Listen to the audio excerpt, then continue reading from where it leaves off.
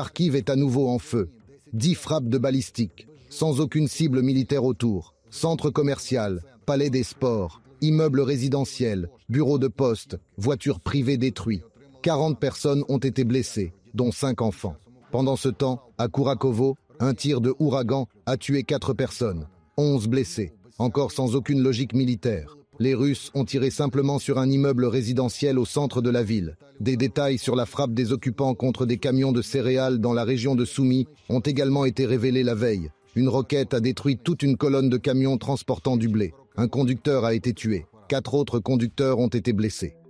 Proximité d'une éco-catastrophe. L'eau polluée venant de Russie par la rivière Seym pourrait atteindre Tchernihiv déjà à cet instant. Les signes caractéristiques, assombrissement de l'eau et odeur spécifique de fumier et d'azote. Il est dangereux pour les gens de se baigner dans une telle eau. Même le fait de rester sur la rive expose à des vertiges et des picotements dans la gorge. La pollution s'est également étendue à Sumy. Actuellement, il y a une interdiction totale de la pêche et de l'utilisation de l'eau pour des besoins domestiques. Qui est responsable? Cela reste inconnu jusqu'à présent. Cependant, les écologistes ukrainiens ont déterminé que ce que les Russes ont déversé dans la rivière consomme l'oxygène de l'eau. Des milliers de tonnes de poissons morts dans la partie russe de Seym, un spectacle horrible.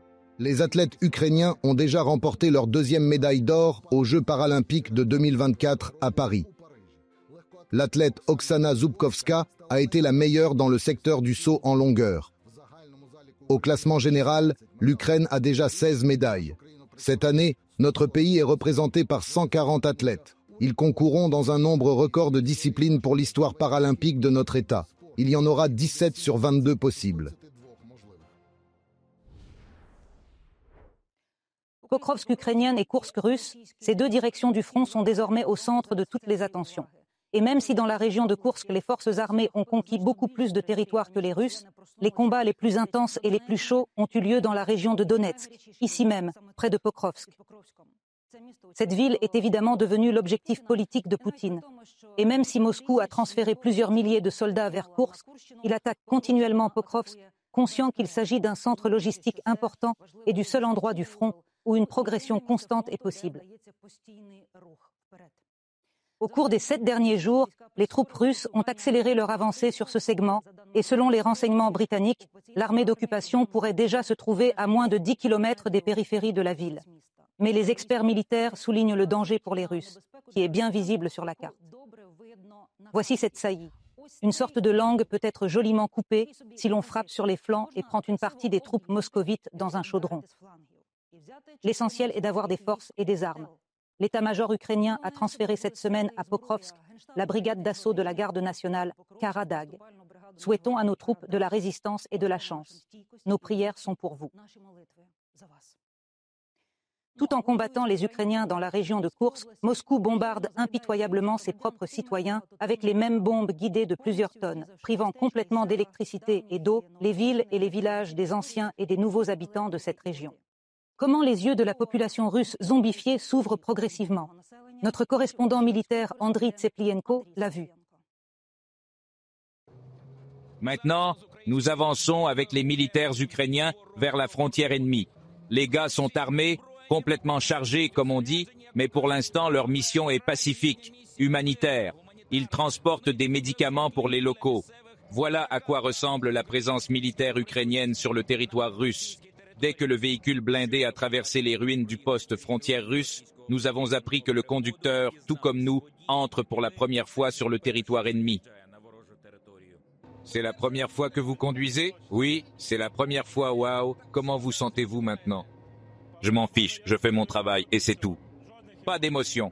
Exécuter une tâche sans émotion est le meilleur moyen de garder le contrôle dans une situation dangereuse. Nous atterrissons à Soudja et posons une botte ukrainienne sur le territoire russe. Des drones de reconnaissance russes planent constamment dans les airs. Ils sont suivis par les FPV au mieux et les bombes aériennes au pire. Le bâtiment du bureau d'enrôlement militaire local fume sous l'impact d'une bombe aérienne guidée. C'est ce qui reste à Soudja du monument à Lénine, le drapeau ukrainien ici. Maintenant, bien sûr, temporairement, pendant que l'armée ukrainienne est présente ici. Et sur le piédestal, il y a une exposition de photos improvisées qui a été organisée par les correspondants de guerre de Tereo Media. La photo montre ce qui a été fait par l'armée russe sur le territoire ukrainien. pour que les habitants de Soudza, qui sont restés ici, sachent ce que font les russistes sur le sol ukrainien. L'armée ukrainienne affirme que le monument à Lénine n'a pas été détruit par les forces armées ukrainiennes, mais par des munitions russes. De plus, le bureau du commandant de Soudza conserve intacts des symboles qui sont clairement hostiles aux Ukrainiens, par exemple des couronnes aux couleurs du drapeau des criminels de guerre russes. Je vois que les symboles russes restent ici. On ne les touche pas comme ça. Les troupes ukrainiennes respectent généralement tous les droits humanitaires internationaux. C'est pourquoi nous ne touchons ni aux symboles ni à leurs monuments. Nous ne détruisons rien. Tout reste tel quel. Et ici, dans le département de district de la police russe, tout est tout simplement saturé de soviétisme. On dirait qu'ils cultivent tout ce dont nous avons voulu nous débarrasser depuis 1991. Sur le mur de l'établissement d'enseignement, il y a une plaque avec un portrait de l'occupant russe tombé. Il est mort en Ukraine lors de leur soi-disant opération militaire spéciale. Vous laissez cela? Bien sûr, nous ne les touchons pas. Ils ne sont pas à nous, ils sont à leur population. Le peuple décidera, en fonction des résultats de la guerre, ce qu'il en fera.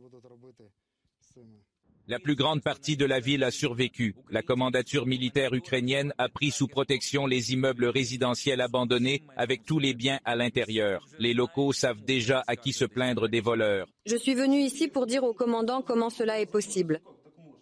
Bien, nous allons venir chez vous maintenant. Exception magasins et supermarchés. Aux civils de la ville de Soudza, il est permis de prendre des produits et des médicaments. La ville est relativement intacte. Relativement intacte, sans aucun doute, mais quelques bâtiments sont endommagés. Dans certains bâtiments ici, ce sont justement les troupes russes qui ont essayé de résister. C'est pourquoi elles ont été touchées par notre feu. Quand nous les avons repoussées, la ville est restée intacte. Mais maintenant, ce sont justement les Russes qui bombardent tout avec des bombes aériennes guidées et des drones. Chaque nuit, les habitants sont contraints de se cacher dans les sous-sols. L'abri anti-bombe de l'internat local est devenu un abri temporaire pour ceux qui n'avaient pas été évacués de Soudza par les autorités russes. En face du bureau de recrutement militaire, l'administration avait déjà été détruite et a de nouveau été touchée. On ne comprend pas pourquoi. Il n'y a personne là-bas.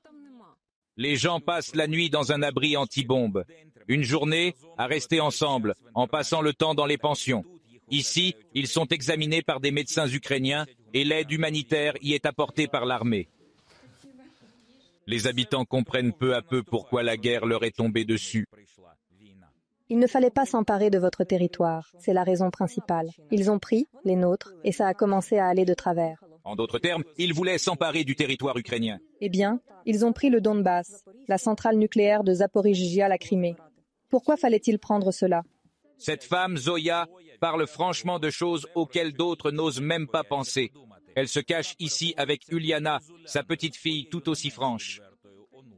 Nous avons lancé l'opération militaire spéciale en 2014. C'est tout simplement horrible. Et cela n'aurait pas dû se produire en principe. Car de quoi l'Ukraine est-elle coupable? Pourquoi nous battons-nous? Personne ne le sait. Zoya et Uliana demandent à être évacuées vers l'Ukraine. Il y a au moins une douzaine de personnes comme elles à Soudza. N'avez-vous pas peur d'être considérés comme des traîtres en Russie?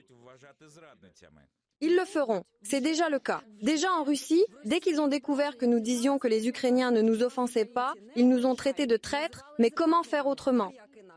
Mais vous dites la vérité. Et quelle est la différence? Au gouvernement, ça leur est égal. Et pour moi, il n'y a pas d'option. Même retourner en Russie parce qu'immédiatement là-bas, les correspondants commenceront à faire pression et peut-être même le FSB. Les Ukrainiens contrôlent actuellement près de 1200 km² de la région de Koursk.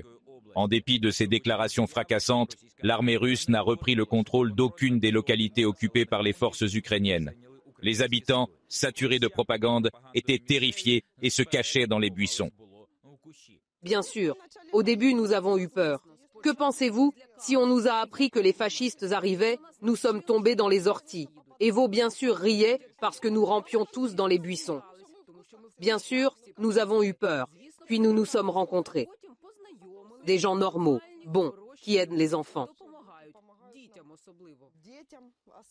L'armée achemine chaque jour de l'aide humanitaire dans les villages russes.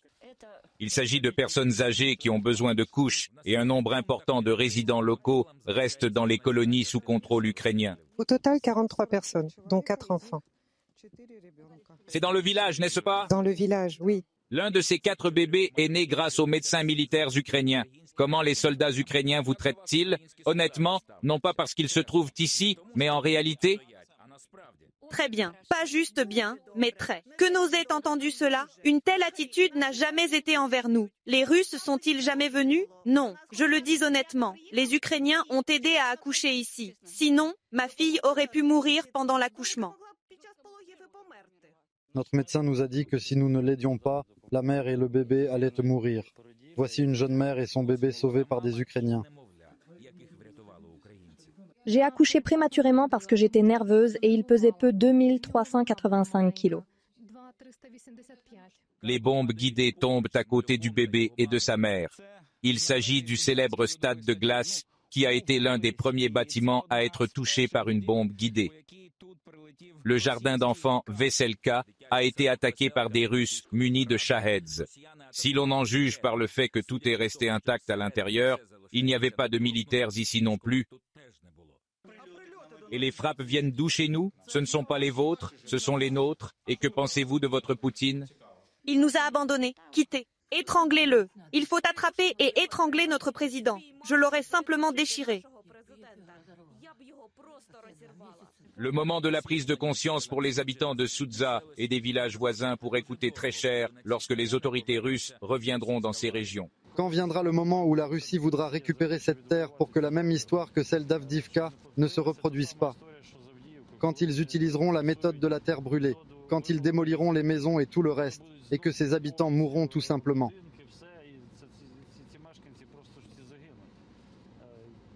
L'une des tâches de la présence ukrainienne dans la région de Koursk est d'éloigner les occupants de la région de Donetsk. Mais il y en a d'autres, moins évidentes. La communication avec les habitants du village montre que leur conscience a changé et c'est le résultat. Andriy Tseplienko, Oleksiy Osavchuk, série par Filov, TSN Semaine, 1+1, Marathon, les actualités réunies.